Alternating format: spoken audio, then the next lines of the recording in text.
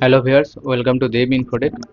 ইতিমধ্যে আপনারা সবাই জেনেছেন যে 22শে সেপ্টেম্বর 2025 থেকে আপনাদের আইটেমের জিএসটি পার্সেন্টেজে কিছু চেঞ্জেস আসছে এবং 22শে সেপ্টেম্বর 2025 তারিখে মার্গ ইআরপি সফটওয়্যারে আপনারা আপনাদের আইটেমের জিএসটি পার্সেন্টেজ চেঞ্জ করার আগে কী কী জিনিস আপনাদেরকে চেক করে নিতে হবে সেই বিষয় নিয়ে আমরা এই ভিডিওতে আলোচনা করব। তো এখানে প্রথম বিষয়, যেহেতু চেঞ্জেসটা 22শে সেপ্টেম্বর তারিখ থেকে হচ্ছে, তাই 21শে সেপ্টেম্বর পর্যন্ত আপনাদের যত ট্রানজ্যাকশান আছে, যেমন সেল বিল, পারচেস বিল, চালান, সমস্ত এন্ট্রি কমপ্লিট করে নিতে হবে। তা না হলে একবার আইটেমে জিএসটি পার্সেন্টেজ চেঞ্জ করার পরে আপনারা কিন্তু 21 তারিখের পর্যন্ত কোনো ট্রানজ্যাকশান নতুন ক্রিয়েট অথবা মডিফাই করতে পারবেন না। 21 তারিখ পর্যন্ত সমস্ত ট্রানজ্যাকশান কমপ্লিট হয়ে গেলে সেকেন্ড আপনাদের যে জিনিসটা চেক করতে হবে তা হলো সেই ট্রানজ্যাকশানের মধ্যে কোনো জিএসটি রিটার্নের এরর আছে কিনা। আসুন সফটওয়্যারে দেখে নিই জিএসটি রিটার্নের এরর কী করে চেক করতে হয়। তার জন্য সবার প্রথমে যেতে হবে আপনাদেরকে জিএসটি অপশানে, সেখান থেকে ইন্টারনাল অডিট এবং first option GST return error, এখানে ক্লিক করে ডেট রেঞ্জে আপনাদেরকে সেপ্টেম্বর মাসের 1 তারিখ থেকে 21শে সেপ্টেম্বর পর্যন্ত ডেটকে সিলেক্ট করতে হবে, করে এন্টার করে প্রসেসিং চালু করতে হবে।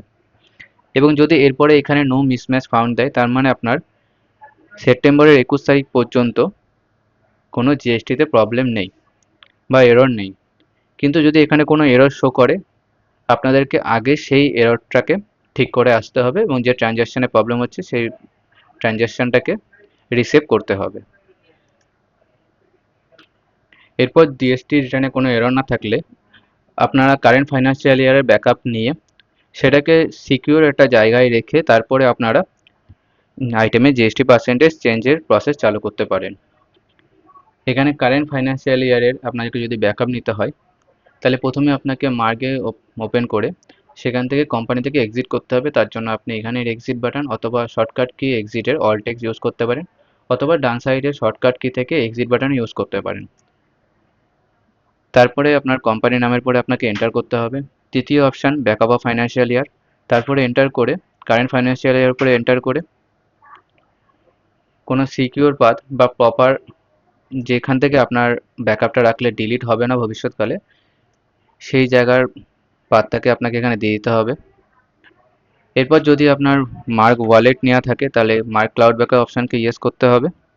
তারপর ব্যাকআপ অফ ট্রানজ্যাকশন হিস্ট্রি অপশানটাকে ইয়েস করে এন্টার করে ব্যাকআপের প্রসেসিং চালু করতে হবে। একবার সাকসেসফুলি ব্যাকআপ হয়ে যাওয়ার পরে স্কেপ করে মার্ক গেটওয়েতে আবার নতুন করে কোম্পানি চালু করে আপনারা তারপরে আইটেমে জিএসটি পার্সেন্টেজ চেঞ্জ করতে পারেন। এবং এই প্রসেসে যদি আপনাদের কোনো অসুবিধা হয় অথবা মার্ক ইউজে যদি আপনাদের কোনো অসুবিধা হয়, তাহলে আপনি আমাদের কাস্টমার কেয়ার নাম্বার 8017523232 কল করে আপনার টিকিট রেজিস্টারের মাধ্যমে সার্ভিস নিতে পারেন অথবা সলিউশন নিতে পারেন। Thank you.